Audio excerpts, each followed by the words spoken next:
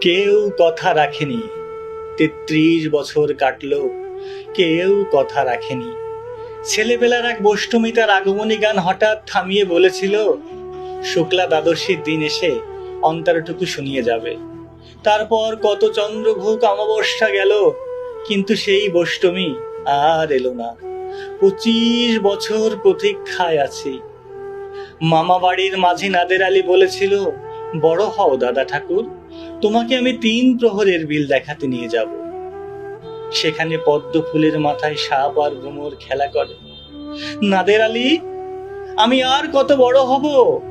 আমার মাথায় ঘরের ছাদ ফুঁড়ে আকাশ স্পর্শ করলে তারপর তুমি আমায় ৩ প্রহরের বিল দেখাবে?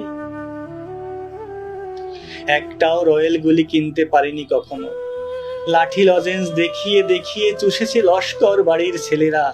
ভিখারির মতন চৌধুরীর গেটে দাঁড়িয়ে দেখেছি ভিতরে রাস উৎসব। অবিরল রঙের ধারার মধ্যে সুবর্ণ কঙ্কন পরা ফর্সা রমণীরা কত রকম আমোদে হেসেছে। আমার দিকে তারা ফিরেও চায়নি।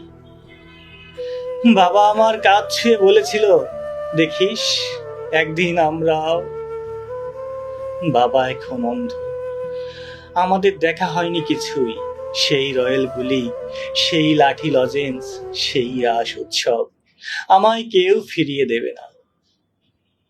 বুকের মধ্যে সুগন্ধি রুমাল রেখে বরুণা বলেছিল, যেদিন আমায় সত্যিকারের ভালোবাসবে সেদিন আমার বুকেও এরকম আতরের গন্ধ হবে। ভালোবাসার জন্য আমি হাতের মুঠোয় প্রাণ নিয়েছি। দুরন্ত ষাঁড়ের চোখে বেঁধেছি লাল কাপড়। বিশ্ব সংসার তন্ন তন্ন করে খুঁজে এনেছি ১০৮টা নীল পদ্ম।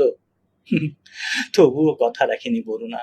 এখন তার বুকে শুধুই মাংসের গন্ধ। এখনো সে যে কোনো নারী। কেউ কথা রাখেনি। ৩৩ বছর কাটলো, ৩৩ না ৩৯ বছর হয়ে গেছে, কেউ কথা রাখেনি আমাদের নাদির খানের জন্য।